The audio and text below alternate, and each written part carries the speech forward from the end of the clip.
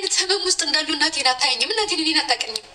እናቴን የምታውቀኝ ብር ስልክላት ብቻ ነው። አረ ዛሬስ አረብ ሀገር ላይ የምንኖር ወይንም አረብ ሀገር ላይ የተሰደድን እህቶች ማን ነው የሚረዳን? ለቤተሰቦቿ ስትል የተከፈለ መስዋዕትነት፣ ያልተኖረ ልጅነት። አሰላሙ አለይኩም ወራህመቱላሂ ወበረካቱ። ሰላም ቤተሰቦች እንዴት ናችሁልኝ? ሁላችንም ሰላም ብያለሁ። እጅግ በእውነት በጣም ልብ የሚሰብር ነው የዛሬው። ይህን ቪዲዮ አረብ ሀገር ላይ የምትኖሩ እህቶች ይጠቅማችኋል። ዛሬ በጣም የሚያሳዝን አንድ እህታችን የምትኖረው ኳተር ሲሆን ኳተር 12 አመት ኖራለች። ነገር ግን ከ12 አመት ቆይታ በኋላ ወደ ሀገሯ እንድትመጣ ተገዳለች። እሱስ ለምንድን ነው የመጣችው? ታማ ልጅቷ ስታድግ አባቷ በህፃንነቷ ሶስት ልጆችን አባቷ በህፃንነቷ 3 ልጆች እንደወለደ ህይወቱ ያልፋለን። ከዛ እናት ባጎት ትወረሳለች። አጎትየው እናቷን ወርሶ ከአጎቷ 2 ልጆች እናት ወልዳለች። ከዛ እሷ ወደ አረብ ሀገር ወደ ኳተር ትሄዳለች። ኳተር 12 አመት ሙሉ ሰርታለች። 12 አመት ሙሉ ስትሰራ ግን እያመማት እየደከማት ነው የሰራችው።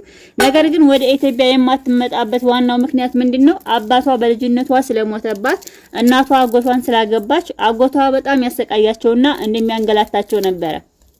ከዛ 12 አመት ቆይታ ወንድሟ ወደ አረብ ሀገር ወደ ሳውዲ አረቢያ በቅርቡ 8 ወር ይሆነዋል ሄደ ማለት ነው። የእናትና የአባቷ ልጅ ከአጎቷ የተወለደችው ደግሞ ወደ እሷን ሲያማት ወደ ኳተር ተወስዳታለች። ሰዎች በጣም ጥሩ ሰዎች ናቸው። ነይ ቶሎ እኔ ወደ ሀገር ገብቼ ሕክምና ላረግ ነው ትላታለች። ከዛ እህትም ደግሞ እሺ ትልና ፓስፖርቷን ታወጣና ወደ ኳተር እህቷ ወደ ያለችበት ቤት ትሄዳለች። ከዛ እቺ እህት 12 አመት የቆየችው ልጅ ወደ ኢትዮጵያ ፓስፖርቷን አሳድሳ ወደ ኢትዮጵያ ትገባለች። ከዛ ኢትዮጵያ ልገባ ስትል የምታረግ ጥሩ ነው ብር አላት። እህቷ ብር እንዳላት ታውቃለች። እህቴ ብርሽን ስትሄጂ ትዘረፊያለሽ። ስለዚህ ለምንድነው ብርሽን በአባቴ የማትልኪው? በማን? ባጎቷ። ለዚህኛይቱ 12 አመት ላደረችው አጎቷ ነው። በቅርብ ለሄደችው ደግሞ ፈርድ አባቷ ነው። ከዛ ስትላት እሺ ትልና እቺ ልጅ ካርጎ ምናምን ታረግና ብሯን ባጎቷ ስም ትልካለች። ከዛ አጎትየው ምን ቢያረግ ጥሩ ነው? በቅርብ ለሄደችው ልጁ ቦታ ይገዛበታል። ያንን ልጅቷ ታማ ለህክምና ነው እየመጣች ያለችው። ፊቷ እያበጠ እግሯ እያበጠ ፊቷ እንዳለ እየተበለሻሸ መቆም መቀመጥ አቅቷት በቃ ስተኛ ጧት ስትነሳ ሰውነቷ አብጦ እያገኘችው ወደ ኢትዮጵያ ልትገባ ነው። ከዛ መጣች። 2 ቀን እንዳደረች አባትየዋን ስጠይ ብርና የቀበሌ መታወቂያ ላስወጣ እቃዬንም እንዳስወጣ እኔም እያመመኝ ነው ሐኪም ቤት እንድሄድ ብር ስጠይ ትለዋለች። ምን ቢል ጥሩ ነው አጎትየው? እሺ ዛሬ ከስብ ሰዓት ስለሆነ ነገና ነገ ወዲያ 2 ቀን ጠብቂኝ ይላታል። እሷም ደግሞ እሺ ግን እያመመኝ ነው ጧጧ ስነሳ በጣም እያመመኝ ነው ስትል አጎት ደግሞ ችግር የለውም ለ2 ቀን ብቻ ታገሽኝ ይላታል። ከዛ ወንድሟ ሳውዲ አረቢያ የገባ ወንድሟ ይደውልና ለምን 2 ቀን ተጠብቂያለሽ? ለምን ብርሽን ተቀበለሽ ሐኪም ቤት አከጂም ስላት እንዴ ወረቀት የለኝም መታወቂያ የለኝም። ስለዚህ እንዴት ብያልፋለሁ? ፓስፖርትሽ አለሽ አይደል? በፓስፖርትሽና በመጣሽበት ቲኬት ሐኪም ቤት ሂጂ ይላታል። ከዛ እሺ ወንድሜ ትልና ሰውየውን አሁንም ብሬን አንጣ ሐኪም ልሄድ ነው ፓስፖርቴ ስላለ በፓስፖርቴ መታከም እችላለሁ በፓስፖርቴ መሄድ እችላለሁ ስትለው ከዛ እሺ አሁንም እሺ ይላታል። ከዛ ለወንድሙ አሁንም ደውላ ብሩን እንኳን አልሰጠኝ ሆኖ ሐኪም ቤት አልሄድኩም ስትለው ወንድም ደግሞ ለእናት ይደውልና አንቺ ሴትዮ ምን አስበሽ ነው? ልጅቷ ልትሞት እኮ ነው። ከመጣች እንኳን ሰዓት ጀምሮ ለምን ሐኪም ቤት አትወስዷትም ብሎ ወንድም ከሳውዲ አረቢያ ደውሎ ይጮህባታል። ከዛ እንደዛ ብላ ወንድሟ ጮሆባት አቶ እናት እንደገና ምትላታለች ልጅ ቦታ ማነው ብርሽን እኮ ላጉራሽ ቦታ ገዝተንበታል ትላታለች። ከዛ ደግሞ አቶ ልጅ እሪ ትላለች። ታማ የመጣችው ማለት ነው። እንዴት ቦታ ትገዣለሽ? እኔ ታመሜ እያየሽኝ እየሰማሽ መታመሜ ሳያስደነግጥሽ እንዴት በእኔ ብር ቦታ ትገዣለሽ ለልጅሽ? ከዛ ትደውልና እናስ ኳተር ላለችው ልጅ እህትሽማ ባንቺ ተመቀኝታ ለምን ቦታ ገዛችሁላት? አሁን ከስሮ ቦታ ይሸጥ ብላለች እና እህቷን ትነግራታለች። እህት ደግሞ ትደውልና አንቺ ምቀኝነትሽን እኮ አይቶ ነው ወደ ኢትዮጵያ ላከሽ ታመሽ የመጣሽው 12 አመት አድረሽ ምንም ነገር ይዘሽ ያልገባሽው አቶ እህት ማለት ነው የወሰደቻት እህት። ከዛ አቶ አባት ከገበያ ውሎ ማነው ከከስብ ብሎ ሲመጣ ማታ እናት እንደዚህ ብላ ሰደበች ስትለው አባት ደግሞ ከቤቴ ውጪ ይላታል። አባትየው ማለት ነው። ቤቴ ውጪ ብርሽን ነው ሳገኝ እሰጥሻለሁ። አዎ ቦታ ገዝቼበታለሁ። የለኝም።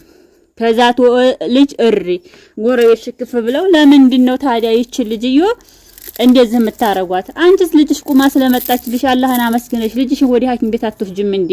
ልጅሽ ሙታ በመጣ ምን ትይ? ኧረ ሙታ በመጣይ ሰው ሁሉ ያልፍለታል። ልጁ እየሞተለት አቶና ማለት ነው። ከዛ አቶ ልጅ የሷ ወንድም ሌላ ቦታ አለ እዛው ኢትዮጵያ ውስጥ ማለት ነው። በእናትም በአባትም የሚገናኝ ይመጣና አቶን አባትያ በዱላ ለምን እህቴን እንዴት አረጋታለህ? ድሮም አንተ እየበደልከን ነበር እያስራብከን ነበር። ዘንድሮም አንተ እህቴን ልትገላት አይደል ነው ይሎ መጥቶ በዱላ አቶና ደግሞ ልጅን ብድግት አረግና ልጅን ቡና እየወቀጠች ነበር። የድሮ ይሄ የገጠር ቡና ሞቀጫ አለ አይደለ? በዛ አንስታ ራሷን ምን ሆነ? ሁለቱም ሐኪም ቤት። ከዛ ልጅቱ ቤት ሰርታለች። ቤት የሰራችው ደግሞ ከእናቷም ከአባቷም ቦታ ነው። ያኔ አባቷ ከሞተው አባቷ ማለት ነው። ከፈርዴ አባቷ ሞሃጎቷ። ከዛ በሽማግሌ ትያያዙ። እናት ምን ብትል ጥሩ ነው? ቦታዬ ነው እነሱን ላሳድግ ብዬ ኦና ስጠብቅ ኑር ያለህ የራሴ ቤት ቦታ ነው፣ የራሴ ቤት ነው። ማንም አባቱ ከቤት አይፈነቅለኝ። ሲፈልግ ውልቅ ብላ ትሄድ። እኔ መከራዬን አይቼ የቲሞቹን አሳድጊያለሁኝ። ካሁን በኋላ አይመለከተኝም። እሺ በሷ ብር አይደል የተሰራው? በሷ ብር ቢሰራስ አሳድጊያታለሁኝ። እኔ ነኝ አረብ ሀገር የሰደድኳት መከራዬን አይቼ። አሁንም የመጣችሁ ከኔ ቤት ነው፣ ትውጣልኝ።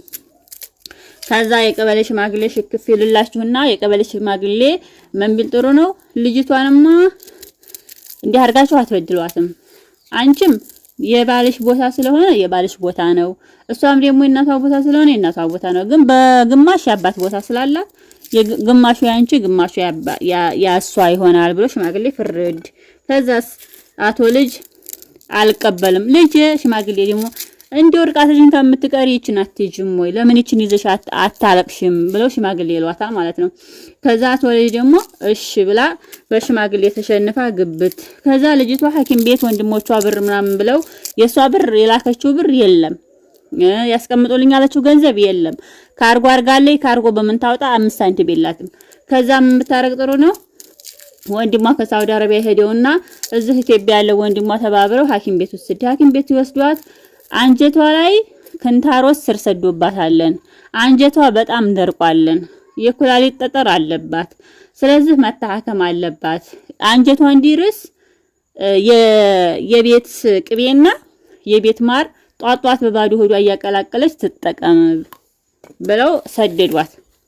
ከዛ አቶ ልጅ ብቻዋን ነው የምተኛው፣ ብቻዋን ነው የምታድረው። ብቻዋን ስታድር ስትውል አቶ ሲጠናባት የቀበሌ መድኃኒት አለ ይሉና የቀበሌ መድኃኒት የክንታሮት መድኃኒት ያስሮላታል። ከዛ የክንታሮት መድኃኒት እያሰከራት ሲያደረና ጧት ብድግ ብላ መርዟን ጥጥት አድርጋ ሙትት። በቃ መጨረሻዋ መርዝ ጠጥታ ህይወቷን አጣች በራሷ። ያው እንግዲህ የሁሉ የሆነባት ዋና ምክንያት ምንድነው? የቤተሰቦቿ ጫና፣ የቤተሰቦቿ ክፋት፣ የቤተሰቦቿ መጥፎነት በጣም በሚያሳይ። ከዛ አሁን እናት ዛሬ በቁጥጥር ስር እንድትውል ተደርጋለች ማለት ነው። እንድትቀብራት እንኳን አልሆነችም። እና አረብ ሀገር ላይ የምትሰሩ እህቶች እውነት ለመናገር በጣም ብዙን ሰዓት ማለት ነው የሚነግረንን አንሰማም እንጂ አጎት፣ አክስት፣ አባት በቃ ገንዘባችንን አሳልፈን ለወንድም ለእህት። ነገር ግን ያው እንደምታዩት ህይወቷ እስካለፈ ሰዓት ድረስ ተሰቃይታ ነው። በልጅነቷም አባቷ መከራ ስቃያት፣ አባትየዋ መከራ ስቃያቷን እንዳሳያት ነበረ። ግን በጣም ታሳዝናለች። እሷ ቀረች ለፍታ ኳተር 12 አመት ሙሉ ህፃኗ ልጅ ማለት ነው መከራውን አይታ ያለ አንድ ዘር በቃ ለቤተሰቦቿ ስትል የተከፈለ መስዋዕትነት ልጅነቷን ሳትኖረው መጨረሻዋ ምን ሆነ? ሞት። አሟሟቷስ እንዴት ነው? ማንም ሳያት ራሷን አጥፍታ